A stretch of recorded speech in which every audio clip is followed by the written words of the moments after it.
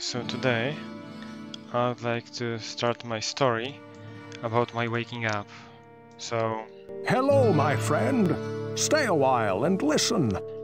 it all started in 2000, near 2000, because back then I wasn't even baptized, but it was the first attempt at waking me up.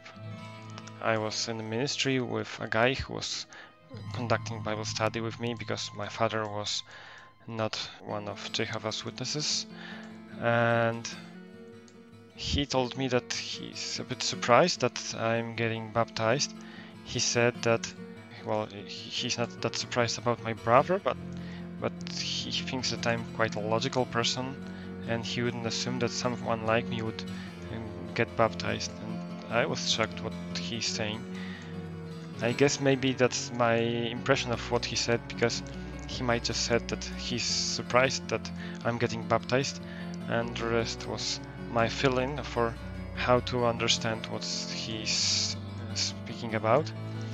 And also in the same time, in the same period of time, he, I'm not sure if it was he, but people around me were also discussing things like some old stories about Rutherford, like his mansion, his Cadillacs. So I've heard some rumors about the past, but I thought, okay, this was an old story, this may be not really relevant today. So it didn't actually help me waking up. The only thing it did to me was, okay, I knew that there are some strange stories, kind of like part of our lore, and I haven't took them to my heart. So actually, I guess I have misunderstood what he was trying to do, and that's why I just, well, haven't thought more about it.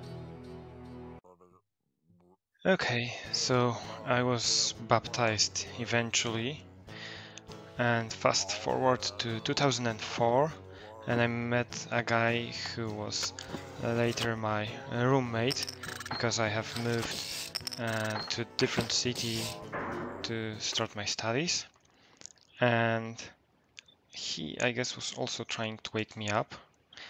One of the ways he was trying to do it, he was showing us some provoking movies. I guess this way he was trying to wake up his girlfriend. But he also was showing me some games which had a content which also should help wake someone up. I remember one of the games was Fallout, and this story is interesting because as you are trying to save people who are living in the same underground vault as you, you tend to realize that actually the overseer who wants you to do it is actually trying to keep everyone inside. He claims that he wants them to be safe, but actually, even when you realize that it's safer to be outside than to die of dehydration, he still wants to keep power over them. So it's a good parable to the cult, so that cult leaders don't want you to leave, and there's never a good reason to leave. So this was a good idea to try to steer someone to start some critical thinking, but it was too subtle for me to grasp it. And as I said, I guess he was maybe more focused on her, trying to maybe have some deeper discussion with her. But I can recall that in 2006 we also had some discussion. I don't remember the topic, but he said something about atavistic fear. So the fear that comes to us from our ancestors, and it implied evolution. And well, for one, it was quite puzzling for me to hear something like this from a brother, but on the other hand, it also seemed quite logical. Like, okay, well, maybe this is not something I would expect to hear from him, but this is something I have her done a biology lessons, so well, it kind of makes sense. And I can recall that it started me thinking, but well, this was just one thing, so it didn't actually wake me up. It was just one thing that I just put back on my shelf. And well, actually I was kind of getting back to it, but not that directly.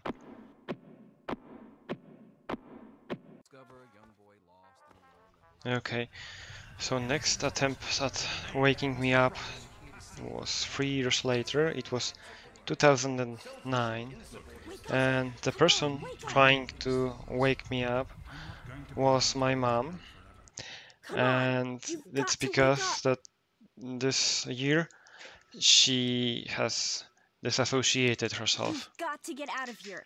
But I've always thought about it as being disfellowshipped, and it's because that it was just around the same time that I've heard that there was going to be a judicial committee formed to investigate her.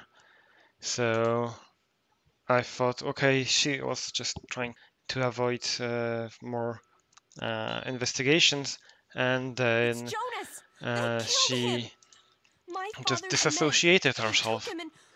And this made some trust issues between us. I couldn't trust her any longer. And to tell you the truth, she wasn't ever a very trustworthy person. And that's why it was hard for me to trust all the arguments she was trying to convey. And well, also we weren't living close to each other, so we had to spoke over a phone. And she also, well, I thought that it was convenient for her to find any reasons to explain to herself why she has left. I didn't know that it might have been other way around. And also the timing was not convenient to have any other thoughts about it. So she was trying to explain to me any reasons why the organization is wrong. So obviously she was coming up with CSA cases and other things. But well, if it comes from someone who you don't trust, well, this kind of information is not really going to convince you. And if that's it, then she just said, okay, well, she have mentioned the CA cases, but actually, do you think that there are no CS cases in other places? And why should I blame the religion if there are some people who have some issues? So this was a thing which was not very much convincing to me.